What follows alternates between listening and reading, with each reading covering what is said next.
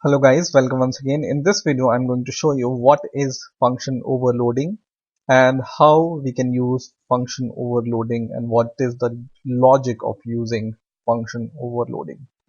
So I will take an example which I have already used in our earlier uh, programs.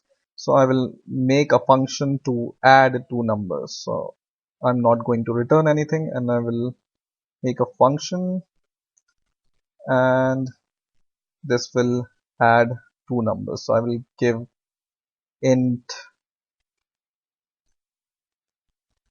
first number and int second number. Okay, and I want to print the sum of these two numbers. So I will say cout sum of integers is equal to, and then I will add these two numbers, first number plus this second number.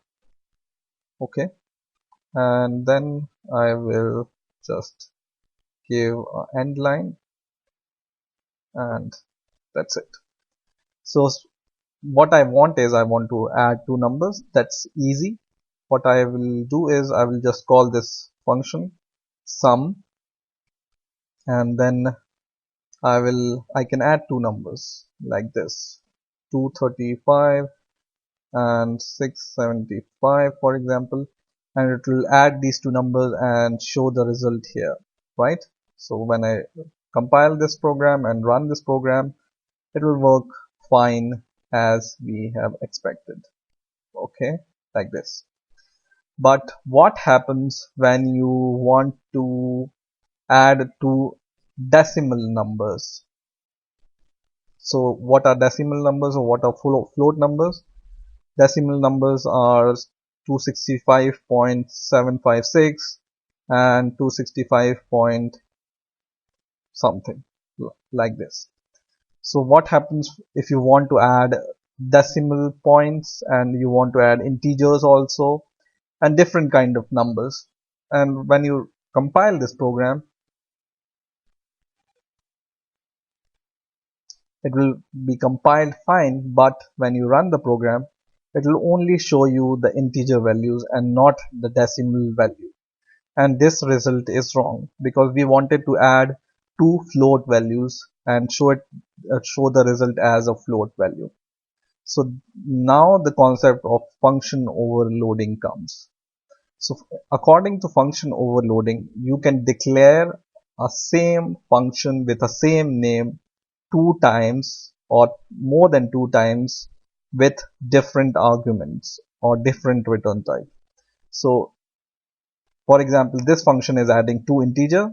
I can just copy this function and paste it just below it to add two float. So I just change the declaration here, float and float. Okay, and now when I run the program, I will compile it. It's showing the error because now the program doesn't know which function you are using. Is it initialized by this integer or is it initialized by the float value? So what you can do is you can declare two float variables. So I will declare float a is equal to and float b is equal to colon, and I will just pass these two values here. A is equal to 265.75 and b is equal to 675.76, and I will pass a and b as an argument. So now we have implicitly specified that this a and b is a float value. So then your program knows that okay, I have been there are two parameters which are float inside my which are passed as a parameter in me. So I will go to these function and see which parameter can take float, and you can see these parameter can take float. So then this program or this function will be executed, right? So I will say here float. The sum of float is this plus this.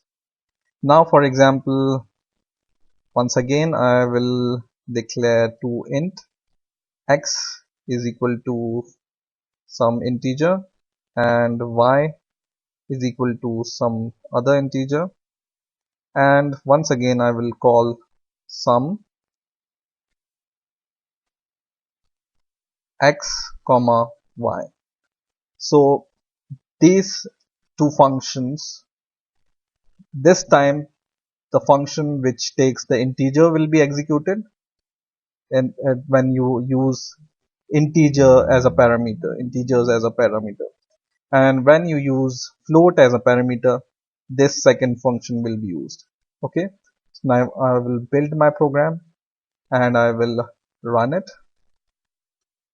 and now you can see both result. First is the sum of float, that means we are in this function and it will show the result, and then the sum of integers, that means we are in this function, sum of integers is equal to whatever the sum of these two integers here, right? So this is how you can use function overloading. You can declare a function with the same name more than two times or more than once, and you can pass different kind of parameter inside this function, or you can return different kind of parameter from this function. And whenever you pass float inside this, it will work as this function, and whenever you pass integers, it will know that you have passed integers, so it will use this function. So in this way you can declare multiple function with the same name to use them differently. So I hope you have understood the concept of function overloading, and I hope you have enjoyed this video. Please rate, comment and subscribe, and bye for now.